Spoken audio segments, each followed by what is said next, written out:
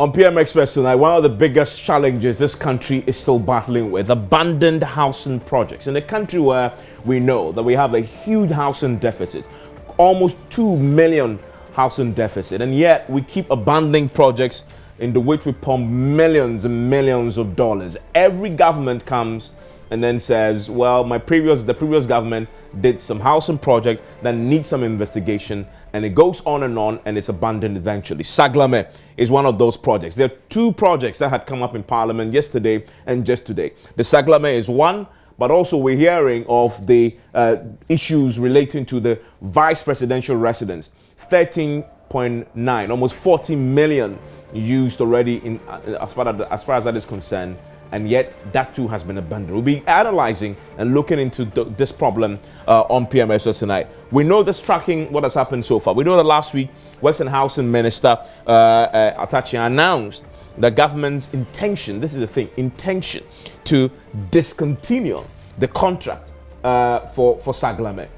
So that tells you the thinking of government already as far as Saglemi is concerned. But they have justification for this that we'll be scrutinizing very soon.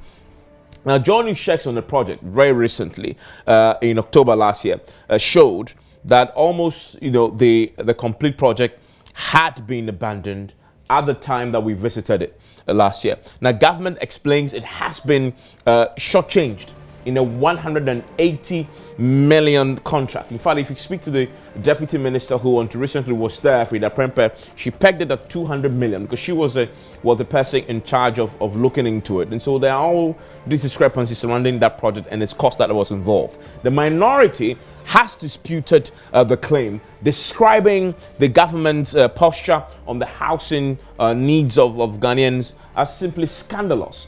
Because you're weighing the need as against the desire to probe based on suspicion. Now, procurement officer at the site says that the latest development, as we know, is due to misunderstanding between government and the contractor in question. That's why government says they are currently in the position where they want to terminate this particular contract. We'll explore why. The project consultants AESL handling the vice presidential residence. This is the second issue related to housing that has cropped up in the last 28 hours. They say the vice presidential residence project have today also confirmed the work has been suspended. Have you passed it lately? You realize that the building has sprung up, investments have been made into it, but since 2017, when this new government came into power and the vice president was told about it, it has stalled, has ceased. No work has happened. It's outgrown with weeds. But we've already spent a huge sum of money, millions of dollars into it already. And so, should we leave it? The consultants, AESL, by the way, AESL is a government agency. It's not an independent consultant. It's a government agency under the Works and Housing Ministry. And they're telling the Public Accounts Committee today, asking the government to simply make up your mind. In other words, this is a government agency telling its own government, these are the experts that we use in government to build, state property. They're telling the vice president, make up your mind. Do you want us to continue building this, or you want to leave it? Because they need that decision to continue. The vice president, Dr. Mahmoud Bawumia, and this is the background to this, in 2017, disclosed that he was absolutely shocked to learn that building is going to cost 13.9 million, $14 million. He questioned whether that building was made of gold, the street as well. Chairman of the Public Accounts Committee today has expressed worry that the structure has been left wasting, and he says he will push for the government to make up its mind and, if possible, complete the work that we've already done. And so the question, how do we stop the cycle of abandoned state projects in Ghana, which, as we've learned, tend to cost us millions of dollars because we don't seem to finish anything before we start the next project, which tends to be the case even here. Joining me in the studio is the ranking member on the Housing Committee in Parliament. Mr. Bejra is my guest in the studio, and he himself and his colleagues have been touring this site you see in the background here on the wall behind us, the Saglemi project. He has some concerns about it, but also has a concern about the general posture of politicians and governments, including his own government, to abandon projects that we start. He's my guest. We'll be on the phone lines with the chairman of his committee, who also has his own briefing from the ministry on what is happening with these various housing projects. Stay with us here on PM Residence. Is your own taxpayers' money pumped into the housing? Join us as we explore after the break.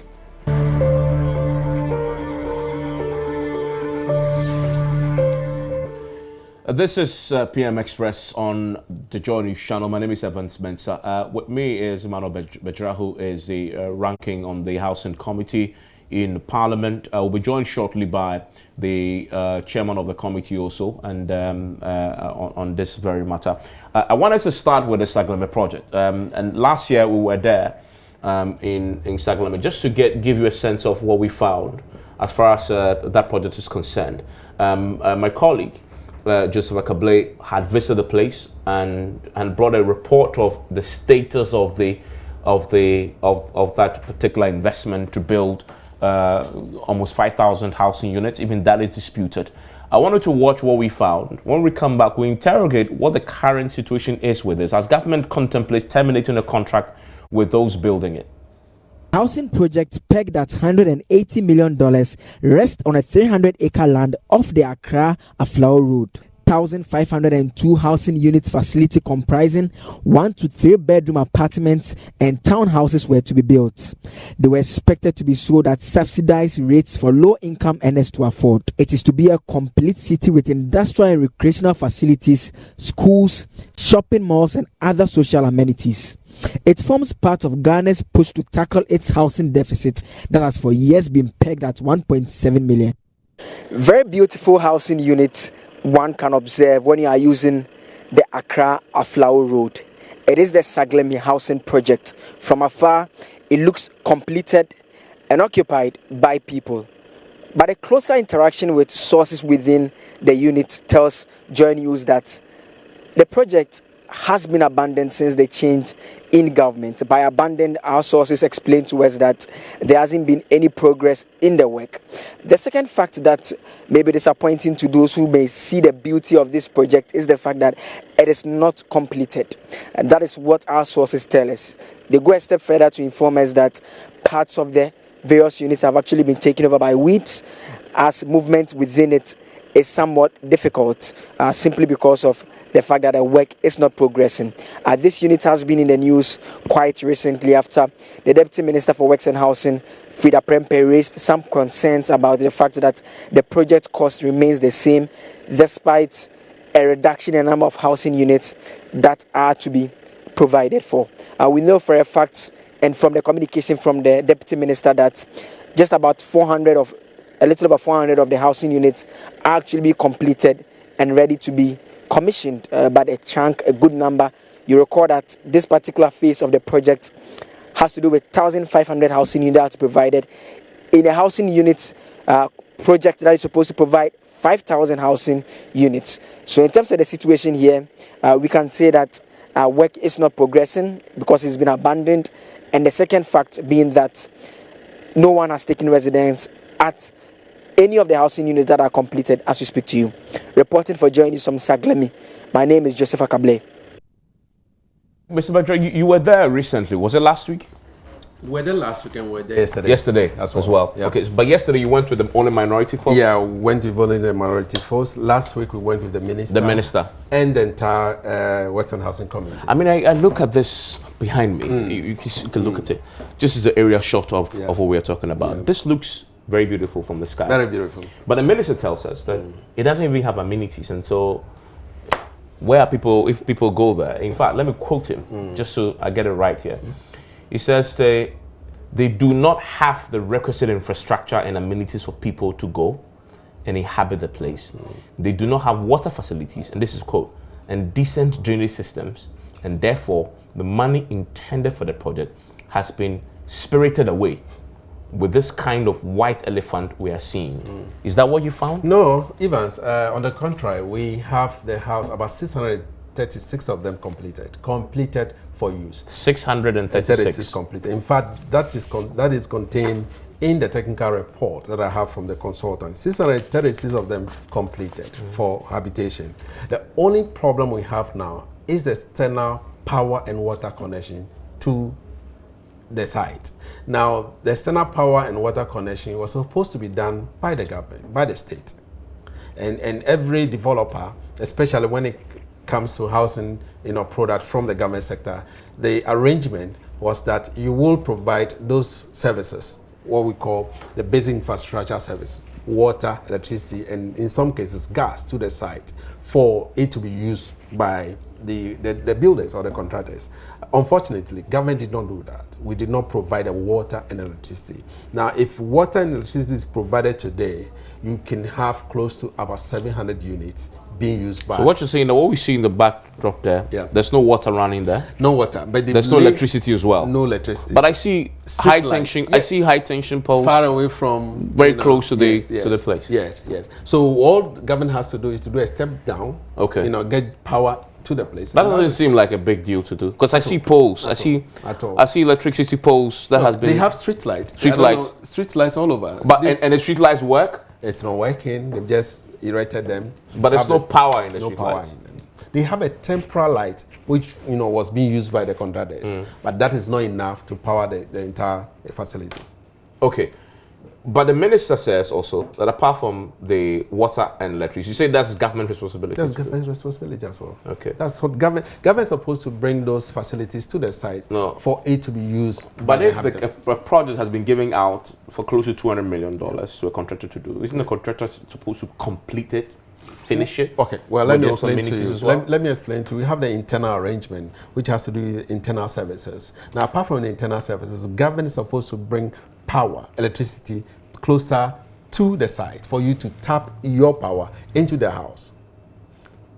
Are you getting it? Government is supposed to bring water closer to the main site for you to tap into the houses. That is what government was supposed to do. Government, according to the arrangement, government was supposed to provide land, provide those basic amenities, that's water and electricity, to the site for the contractors to build for government. So that was the agreement? That was the arrangement. Okay. Yeah, that was the arrangement, which was not done. And some of us, thought that government should have done that earlier. We should have done it long ago, not the current government. So are you prepared to concede that your own government should have fixed, to have done that? Evans, I'm not talking about my government or any other government. I'm talking about the fact that this is the state property. This is a loan taken by government, irrespective of whether it was NDC or an MPP. It was state money taken. We have taken a loan, and the state must make sure that whatever you have agreed to do, you've done it. Is it drainage? You have drainage there? We have everything. The minister says that when he was there was no drainage. Well, there is drainage. I mean, we have what we call the covered drains. You have sewer lines, all done. The only thing that was left, according to this report, and which I also saw as a professional, was just the sewer treatment plant. Yeah, and if you don't have that, you can't live there. So where will all the sewage from the toilet go? They've done every connection. The only thing that is left is the sewer treatment plant. So the contractor must provide a sewer treatment plant for it to be used. Why hasn't he provided? Because some of the issues already taken. But that is why government says that there's a problem with this. Now, if you read what Frida Prempeh, who used to be the deputy minister, has said, she says that this project, in fact, as far as the concerns, was $200 million. First, let's clear that up. What was the cost of the project? Yes, the cost of the project itself, at the time that we passed it in Parliament in 2012, was $200 million, and that includes. It was inclusive of the consultant fees and other arrangements. I'll be happy for you to break down for me what that $200, according to documents you have, was meant for. Okay, the $200, according to this document, this is the Hansard of 2012. That says that we are taking a loan of $200 million for 5,000 housing units. 5,000 housing units. Yes, exactly. And then the $200 million was supposed to go into, from what I have from the minister, which he claimed he has received, and even though I've not verified, but this is from the minister. The minister says that so far the contractor has received $179 million. The architecture engineering services, the consultant, has received $2.5 million. The Reach Management Solution, another consultant, has received $8.6 million. And Vio Hugo Condesenia e Gesta, the project, they are also another consultant from Brazil. They've also received $4.7 million. So that's $198 million. Is it? $198 million so far spent on this project. Yeah. No, but so the government's position is, and because you have a background in this, and when I say background, people need to know that you are a quantifier. Good. So he understands this, and this is your area. You quantify. Government's problem is 5,000 units. You said what was ready as of now? 636 and additional one. Okay. That will make 1,000. Now here's the problem. Yeah.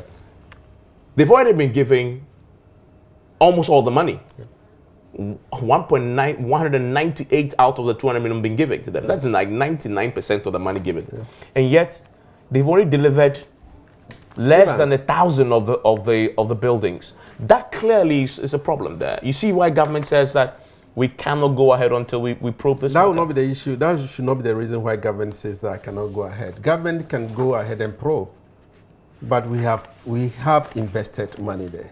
The state has invested so much money there. So if you have a problem with the property and it will take more than 2 years to investigate and a house are lying there, then what are we doing in this country? My issue is not about somebody, being culpable or not. My issue is that the house, those that are ready, let's give it up for people. We need housing for people to occupy. This is ready for occupation. How much more do we need to connect power to the site and provide, treatment plant? But just put yourself for a minute. I understand your point about for you occupy. Put yourself for a minute in the shoes of the minister who is in charge. He has to spend additional money to do the other connections that you talked about, the electricity, the water. It's going to cost money. But however, here's a case where the contractor has been given a project with money to build 5,000 units. He's only delivered after how many years? We've long overshot our delivery date. He's within that period, he's delivered only 600 houses. Just plus or minus. That is 4,000 units less than what he's supposed to deliver. 4,000 units. Evans. And yet, he already has 99% of the money. Evans. Where is government going to? You cannot tell me that you can occupy that Evans building when you haven't and spend even more money. Taxpayers' money. Evans, first of all, you should understand construction process. Contract has been given to a contractor. The contractor has not abandoned the site. The contractor says that, okay, yes, I want to continue, but have certain problems. What is the problem? One of the issues that the contractor, which I have cited a letter from the contractor, was basically, which has to do with the tax waivers. We gave them a tax waiver. A tax waiver for materials and plant to the site. Unfortunately, those tax waivers were not, taken off. He paid for the taxes for the materials and plant that was sent to the site. And he has requested for the refund of those tax waivers. Why must we? We've given him all the money. I'm struggling to understand. Okay. Because we've already paid you the cost of the project, 200 million. Yes. We give you 180 million. So 198 million. 20 million of that amount was supposed to be given back to you as a tax waiver. Okay. And you have not refunded. You refunded only 5 million out of it. So it was left about 50 I am not million. an expert. But why should we? When you've only delivered to us less than 1,000. Yes, but you see the point. Why should we even bother to consider your argument? I'm talking about the contractor. When you haven't delivered even 20% of what you're supposed to deliver for the amount of money we've already given you. So Evans, the issue has to do with staging of the project. The first phase of the project was for him to deliver 1,500. True. After which it's been sold, and then you deliver another, second phase. I think they have about 4 phases for it to be delivered. They have delivered the first phase. They haven't delivered for almost the first 1,500. phase. No, but that's the problem. Almost the first phase. Even the first phase, you haven't even delivered half of it. No, what I mean by completed for habitation occupation of the 636 does not mean that the rest has not been constructed. The rest has been constructed, but they are not ready for habitation. They are at various stages, 90%, 70% stage but of you know how completion. saying, if you haven't completed it. No, but even if the contract says complete, you haven't completed. It's been almost completed. I mean, look at where people live in this country. I mean, if you get a place, I'm not an expert. But if you say complete, and I give you the money, it almost doesn't cut it. Quantity surveyor almost doesn't cut it. It's either complete or it's not complete. So, Evans, the issue the minority raised was not about the issue that borders on fraud or overpricing or underpricing. Our issue basically has to do with we've given the minister all whatever he wants to do, whoever is called found culpable. If he's a contractor, hold the contractor accountable, bring the contractor back and let the contractor do whatever he's supposed to do. Okay. If he has to pay back, let him pay back. Our issue has to do with the properties lying there. So, we mentioned that close to about 700 units have been completed, 636. People can move in today. People can move in today. So what prevented you, the minister, to ask that, well, we are giving this house out, get money back? Because as we know, we started paying for the loans that we've taken. In fact, and that's something I'm interested in. I want you to, because your colleague is on the phone, Nana Mwako, who is the chairman of your committee. Yeah. I'll speak to you shortly because I'm interested in the loan arrangement itself and what this means, our delay to occupy, affect what this means to possible financial loss, etc. Because we'll be incurring a lot of costs. Mr. Mwako, thank you for your time here on PM Express. Good evening, Ivan. Yes. I have with me in the studio your colleague, ranking member on your committee, Mr. Bedra. Now, his point is that, I'm sure you've also been to the Saglemi site. His point is that about 700 units of the building, of infrastructure is complete. That your government should simply give those buildings out and let people occupy them instead of using the excuse of we are probing alleged corruption, which is delaying occupation of the finished houses. What's your own take on that? Because I know this is a subject that has come to your attention. Yeah, but let's make some correction. It's not my government or whatever.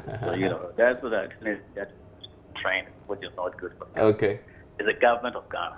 Okay, fair. Okay, that project is for government of Ghana. Fair point. Okay. And let's also look back. This discussion that we are having now, this project is supposed to be completed since 2016, March. Yeah. That is the first phase. Let's clarify. Is that the first phase? Even if the first phase of the whole project is supposed to have completed by March 2016, if we have paid about 99% of the money, the contract sum has already been paid. You see, you took a loan for 200 million, but some people are making it like 180 million. Whatever the case might be, the loan amount that came for approval was 200 million. We have given the person almost all the money.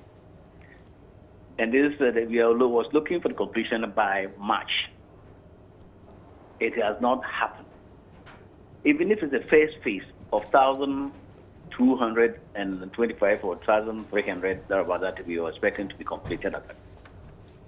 All the necessary arrangements should be made. The water, the lighting system should be completed because most of the money has been paid. So if that was done, we probably would have gone to our next phase and see, because what is the money that is going to be used for this, second, third phases? Because we have paid him all the money. So you won't have enough money even to start with. So when we went around, what we also realized that, some houses have been completed, but when you say completed, I think it's semi-completed, because in a sense like there's no lighting and there's no water and there's no wood where we could have the extrusion part, which is sewage, where we have to dump them. That have not been completed on the 600 plus units that we are facing now. We all know we have a deficit of about 2 million. What we are trying to say as a whole, as a Ghanaian, is we want, even though there's a problem, there's what we foresee, because actually the delivery date has passed, and the deliverance of the units also has not reached there yet. But still, some work has been done. Mm-hmm. And even to people to go to habitat that area also, there's also a small problem, because this is about 200 acre land or so, and they will need a lot of weeds around it. So even if you go and give those 600 portion that is, has been finished, you will still have to clear the whole area. And then at the same time also, the infrastructure for, the amenities that comes along with it. There's also another problem because when you're living down there and you have to travel back to Tema to buy your necessary goods to come back to the house, and it's also created a problem. So if you look in the whole, it's a problematic. But what we, when we went there with the minister, what we were trying to find is, yes, instead, because you asked him what is going on, he said, yes, has finished his report, has given the case to Attorney General for advice. So that's where we are, we have. Yeah, but your colleague, Mr. Bedra, says he understands that you want to probe the matter. But while you do that, why don't you occupy the 700 or so units that are complete and get people paying up already, so at least you save some money, other than leave the entire thing with the completed units rotting and outgrown with weeds? Why can't you proceed with the criminal suspicions with the Attorney General separate, and then deal with the structure and units as complete and put it on the market for people to pick up, especially because we're in a crisis with housing? You see, there's another problem that is always going to come along, because even after and when we are finished with this project, the cost of trouble, so it's not be more affordable for anybody. That's one aspect I've looked at. Okay. And then when you're talking about go and get the money, we have paid the amount that is needed for the construction of those buildings. Yet we have not, getting what the money is worth of. So if the government is going to take an extra amount of money to go and construct and bring the water in, which is the component already has been, the money has been paid. But when you bring those things in, you still have to go and then do the sewage system. No, I just heard from your colleague, Mr. Bedra, explain that the amenities that you require, water, electricity in particular, that is a government responsibility, and that in the contract, it is not the responsibility of the contractor to deliver those. It is a government responsibility to deliver the water. That's what I'm saying. Yeah. The government should have provided those type of things and amenities. And then this is amenities should have been provided long time ago, but it wasn't. Now it's a new government. There's a government of Ghana that is in power. So we have to see to it that if that's what is left, then we have to find a way to at least connect the grid and then also connect the water system. Where the rest of them that is, ready. But you see, to do that, as I said, that place is weedy. There's a lot of work that needs to be done. You can't just go and let people to inhabit that 600 plus over there and expect them to enjoy a real life, because they get water and then they get light. No, because at least we have to make it more, environmental clean for them to live there. And that thing has not been done. So it's not just, it's a matter of bringing those people on board. You have to bring them in. Yeah, I get that. And there's something else. Because the government cannot just go and just bring the water. If they come and say, okay, you just bring the water and then the electricity, you come and continue. There's no problem. Let me bring in Mr. Let me bring in Mr. Bedron. Mr. Bedron, there's a cost to not occupying the buildings and waiting. Exactly. What is that? No, normally, if you put up a house and you don't live in, you have the house deteriorating. And for you to go back to the house, you need to do renovation. You need to, prepare it to suit your taste. And that's the cost of not habiting the place as if it was completed. For the past 2 years, a number of them has been completed. As we went around yesterday, you notice that this housing has started developing some form of crack because nobody lives there. So we are saying that yes, there's a cost to it. Apart from that cost of rehabilitation, we've also noticed that we've taken a facility, a loan. And this facility... So the 200 million is a loan that we took? It's a loan. It's a loan from Credit Suisse International. Now, we are supposed a grace period of 2 years, and then we are supposed to the repayment period 5 years. So already the maturity period has reached. We have reached the maturity period because this loan was taken in 31st October 2012. Okay, so government will have to be paying this. We are paying already. Whether the 5,000 units are complete or not, or inhabited or not, we are paying. We'll start paying. We have started paying already for infrastructure that is not being used. That's lying there. Okay. However, You've also been told at the committee level that government intends to spend additional money to start a fresh project. In fact, that is where we were alarmed. If you look at our own estimate, the 2019 budget estimate that we debated, you notice that the minister decided to start a 200,000 unit of housing. And if you also read 200,000 unit of housing, this is 200,000. The ministry will commence the construction of about 200,000 housing units of various types. Because this is 5,000 units and we are struggling with it. Evans, let me finish. Various types in all the regional capitals of the country in our bid to reduce the national housing deficit. Okay. How much is there a cost to this? No cost to it. The minister is looking for funding. I mean, he's doing his bit. He's a gentleman. He's doing very well. But our point, the minority point, is that you have dotted, uncompleted houses all over the country.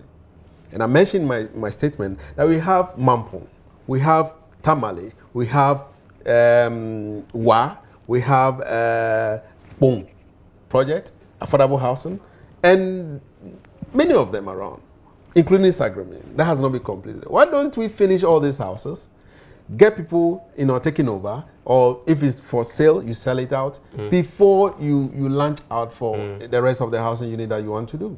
That is our problem. Mr. Marco, that's the final question I put to you, which is that if we have money for 200,000 housing units, why, and this is the question that the minority is asking, why don't we invest that amount in completing the existing uncompleted units, Saglemi, etc., that we have, we know from Kufuor's time, and then when we are done with those, whatever money is left, you can use to, because that will probably deal with 200,000, cut it down to quite significantly. Why can't you do that? What's your own answer to that? That's a problem that we all are facing, because we all know the deficit is very high. It's over 2 billion. So we have to find a way to do this. But the next part, I agree with my colleague, lecturer, because we have so much of this in sitting somewhere. I've heard they are trying to get some loan to complete them, which is a bridge far. That one I know about it, but it's that exclusive from the one at the club.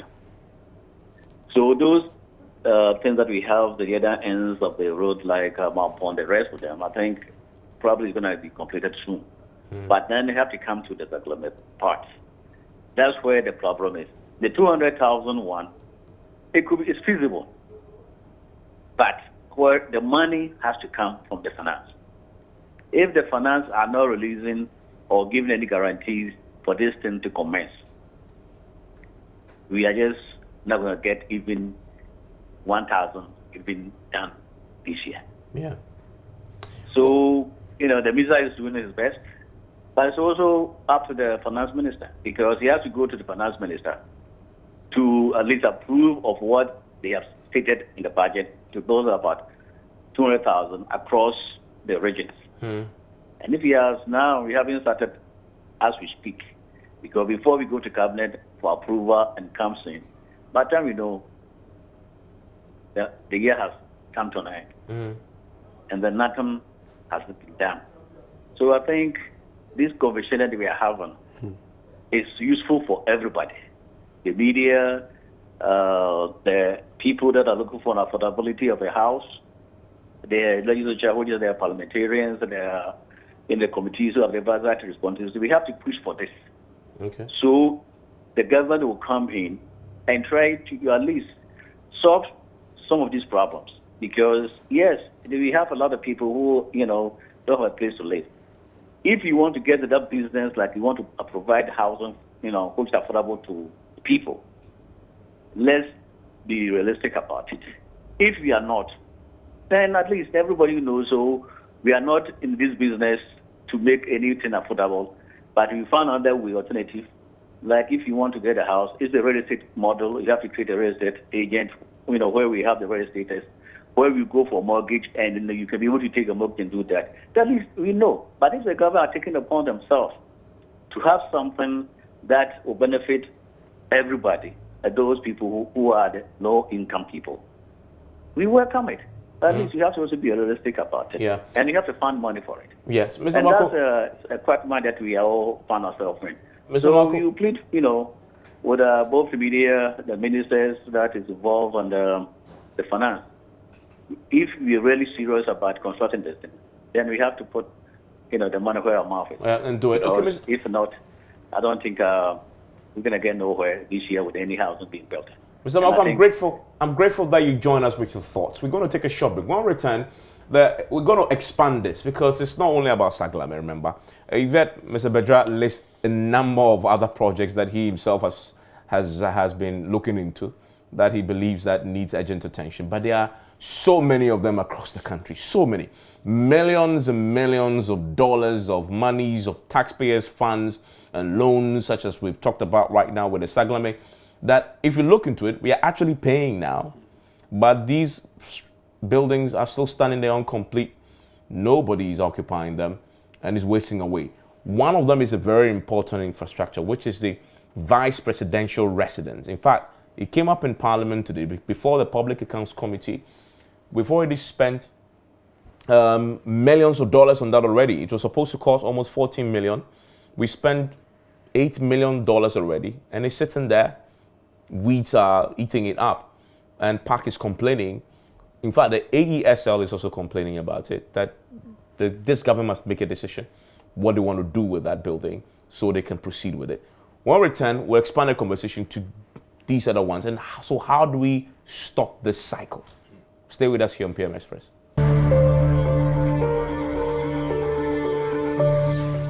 We're still live on PM Expert. This is a very important conversation. It's a reason why Ghana seems to be moving in circles when solutions really are very obvious. We know we have a housing deficit, but somehow, because of politics, we can't seem to solve it.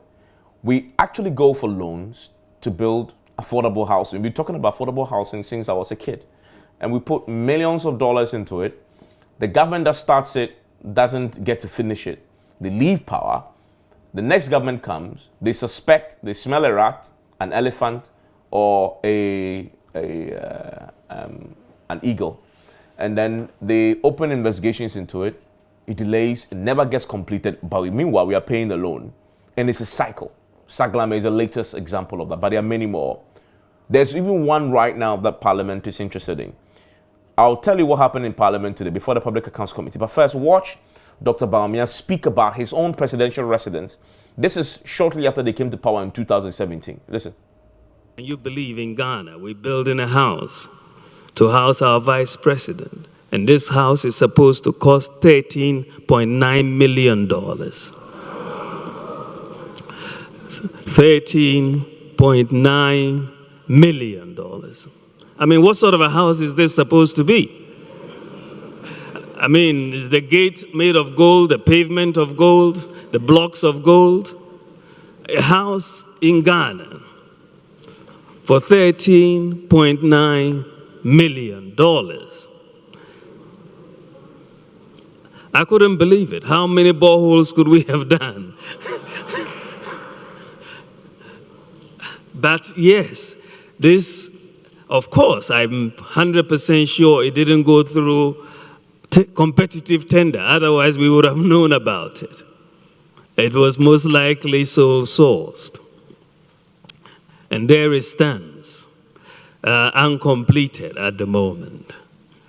But this is just an example of many, many, many contracts that we don't have value for money for. So that's the vice president in 2017. Well, today, before the Public Accounts Committee, the AESL, that's the Architectural and Engineering Services Limited, which is a government agency under the Works and Housing Committee. They were before the Public Accounts Committee, and their lead consultant there is quite bemused by the situation with the vice presidential residence, and they are demanding that simply government takes a decision on what they want to do with the property, since they've already spent close to $10 million on the property already. Listen.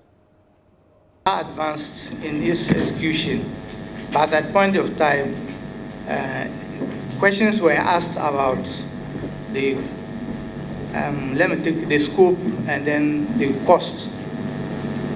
There was therefore a temporary halt in the execution. From, excuse me to say, government side, it was like the contractor was owed monies, and questions were raised in connection with the project in its totality. That led to suspension of works. As at now, it still remains suspended and no work is going on now. We probably waiting for government to take a decision as to the final use that the project is going to be put to, and is any other directives that may be coming forth that will take on board. Would you like to advise government to take decision on this matter? Because 2 years, 3 years going, project has been suspended. The benefits for which the project is being constructed is, we are losing that benefit. So will you advise government to take decision? I'm not saying that tell government to continue or to do something, but government should take decision on what to do with the project. Yes, Mr. Chairman, I think that should be a good way forward, because it's a state asset now, even though it's not completed. Yeah. It needs to be completed and put to use. Yeah. So that suggestion is okay. That's fine. Thank you very much. That will be all for the AESL. We want. So that's an interaction that went on in Parliament today. Yeah, Mr. Bedra. So this is another example. Yeah. Right? This time $40 million involved. We've already spent close to $10 million already to build a residence for the vice president. In a country where we know we're so, we don't have a place for the vice president that befits his status. Yeah. But the government says, the vice president himself, as we heard, said he raised an issue with it. And so as it is right now, it's suspended. The last time I drove there, in fact, this morning, weeds have become the next big thing for almost a 10 million investment now. Even it's sickening. As a young man in politics, one of the things that I always talk about, especially when I meet people who are not in politics, from my profession, especially the build environment profession, one of the things that we discuss is some of these abandoned projects. And colleagues kept asking, why are you politicians doing this to the country? Irrespective of which political party you belong to or political divide you belong to, let us know that Ghana is bigger than all of us. A project has been started in way back. I mean, some time ago I went to Kumasi as the chairman of Government Assurance Committee. I went to Konfanoche Hospital where we have this maternity block. That has been lying there way back for almost 30 or 40 years. They just recently got a contract. We just got some, we passed the bill to them. Some facility to complete it. For all these successive government decades. And we left it to rot. Now we have to start all over again. And babies and mothers were dying in there. It took us to go and highlight the fact that, and the nation got shocked. So, Evans, should we continue in this cycle? Look at this property, the vice president's property. We're building a vice president. Previous government was building a vice president's property for to befit the vice president, the status of a vice president. It was abandoned because we thought, the country thought, the current administration thought that, well, something has gone wrong. So what prevents us to do forensic auditing? Will it take us more than 2 years, 3 years to do forensic auditing to realize that, yes, something has gone wrong and to continue the project or not to continue the project? Does that also mean that very soon we'll build a new vice presidential villa for the vice president because the previous one has been tainted with something else? We need to be serious in this country. I will not condone any corruption anywhere. But also, let us also be mindful of the fact that, look, we've taken money, we have borrowed money to do some of this project, and we should not left it, rotting. And now this is the thing, though. We've talked about two examples, the Saglemi and this. But as you rightly mentioned, you listed on your finger plenty. And in fact, your fingers will be enough. Do you want me to start mentioning that? Yes, please do. Okay, let's start. Even in my own backyard, in the Volta region, we have dotted Adaklu. E-block. Yes, it's there. I've seen it myself, so I know what it is. Yeah, it's abandoned. Whole market. And it's been raised, roofed, and... Whole market, completed. It's there, not commissioned. We have what we call the small airport, or what people call whole airport. It's been there, not commissioned. That has to do with only Volta region. You come to Accra here, until recently, the university hospital has been abandoned.